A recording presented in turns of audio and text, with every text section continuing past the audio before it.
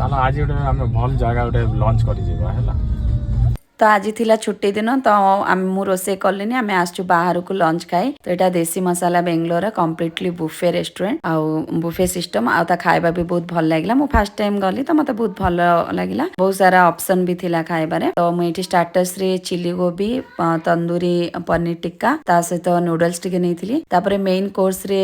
थिला biryani fry rice आउ पनीर तरकारी नान ए सब थिला मते जहा जहा पसंद जहा खाइबे मु नेकी एकदम खाई देथिली आ बहुत सारा सैलेड भी खाई मो पेट एकदम टाइट हो जाता आउ राति मु डिनर भी खाई नी से दिन पुआ तो किसी न खाली पानीपुरी आइसक्रीम रे ही तार कंप्लीट हो गला खाଇବା पोर्सन खाଇବା बहुत टेस्ट ला जो मैंने बेंगलोर अच्छा आपने जाइले थोड़े ट्राए दे पारे देसी मसाला रे मुझे कहबी जो मैंने फूडी बहुत खाती से